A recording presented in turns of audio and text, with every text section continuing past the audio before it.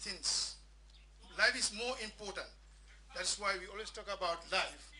But then we lose so many things financially, even morally. One of the first dignitaries we approached was Usman Sonko, who was then the former Minister of Interior, who gave us all the impression that nothing is impossible. In this world, all you need is dedication and effort. The first support we received to kickstart the organization was from his ministry. Receiving the certificate on behalf of Sonko, Asan Tangara, Deputy Permanent Secretary, Ministry of Interior, thanked ONB for recognizing the generosity and dedicated hard work of his former boss Sonko, adding that illegal migration should be everybody's business.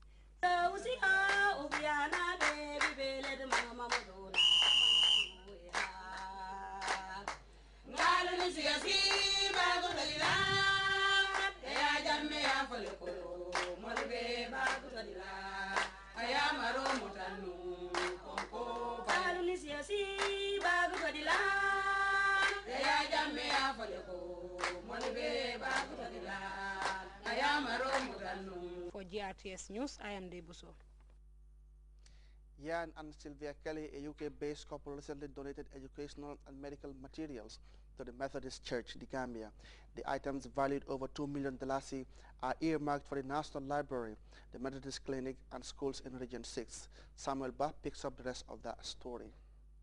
They are philanthropists who focus on rendering humanitarian assistance to West Africans, but with particular attention to the Gambia.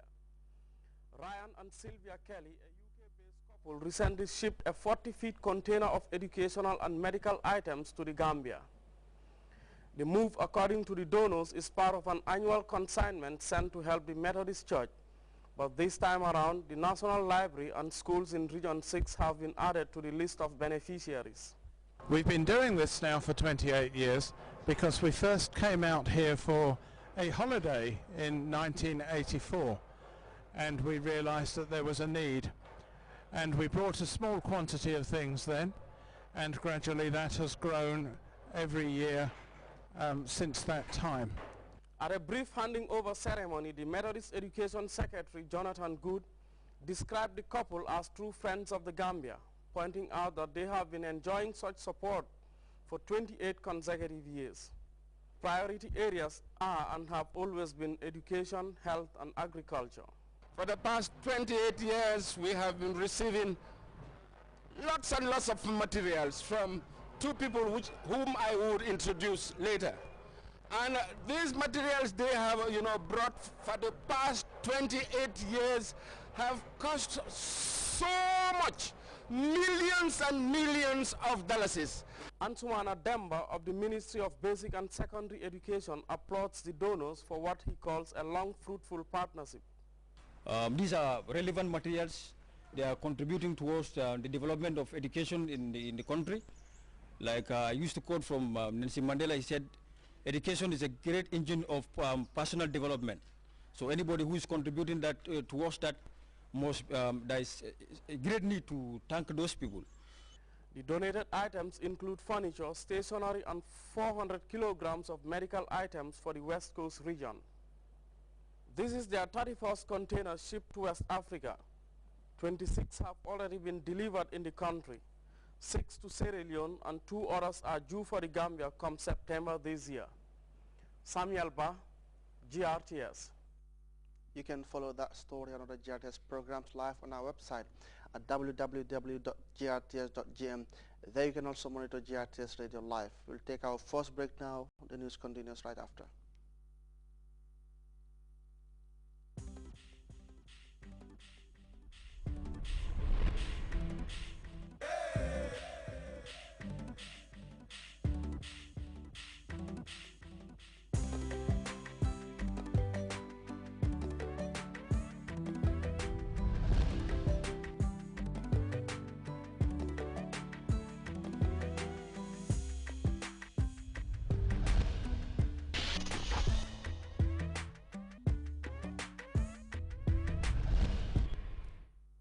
Welcome back.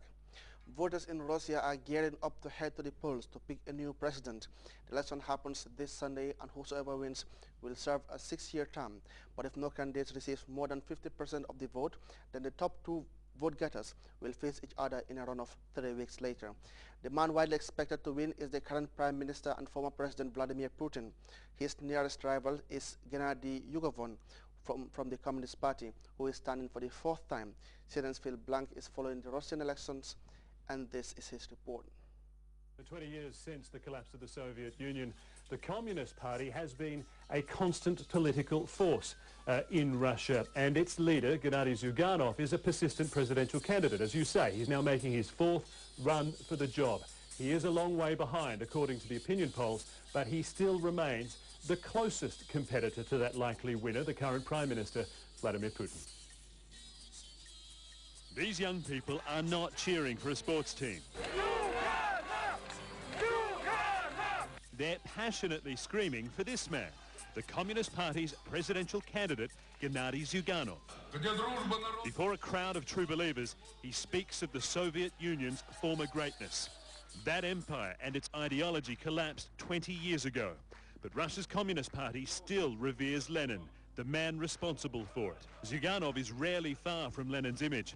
Here he lays flowers at Lenin's mausoleum to honor what would have been the revolutionary 140th birthday.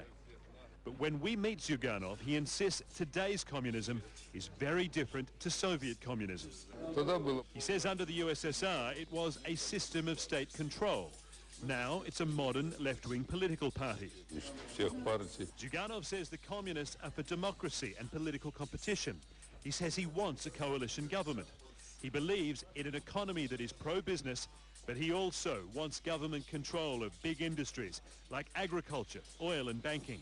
His message appeals to those who fondly remember the USSR. This woman says Zyuganov will revive Russia. He's been criticized for not modernizing and attracting more young people, but there are young faces in the crowd. This man believes the number of young communists is growing because more people want social equality. There are bloody chapters in Russia's communist history, but that red flag with the hammer and sickle is still a powerful brand. The party has remained the second most popular political force in the country. But that also means Zyuganov, now 67, is a serial presidential wannabe. Back in 1996, when he had moves like a younger man, Zyuganov ran strongly but unsuccessfully against Boris Yeltsin. In 2000, he ran against Vladimir Putin and lost. In 2008, his loss to Dmitry Medvedev was spectacular. And polling suggests he won't get close to beating Putin this time. So this soon-to-be 4-time presidential election loser is the closest electoral alternative to Vladimir Putin. It is another reason why a growing number of Russians believe their vote just doesn't count. Zyuganov never joined the recent crowds of anti-Putin protesters demanding political reforms and fair elections, but he says he supports them and has even suggested some of their leaders could serve in a communist government. That would be very different to Russia's last experience with communist rule. It's just not likely to happen. The UN Arabic envoy to Syria, Kofi Annan, has set his agenda on bringing to an end months of sickening bloodshed in the country. The former UN Secretary General has called for an immediate cessation of all violence and the opening of all humanitarian channels for aid agencies to reach desperate civilians. Meanwhile, the heavy pounding of the opposition stronghold of the Baba Amar district of Homs by Syrian government forces is mounting. We have details in this report. 1 week after Kofi Annan was appointed the United Nations International Envoy to Syria, he says he hopes to visit Damascus with a clear message. The violence must stop and humanitarian aid agencies must have access to the population. There's a need for dialogue between all actors in Syria. And that is what we would want to try and push as soon as possible. This appears unlikely in light of events in Syria. Syrian forces have forced the resistance out of the Baba Amar district of Homs. The cities of Hama and Deraa are still under Syrian army attack.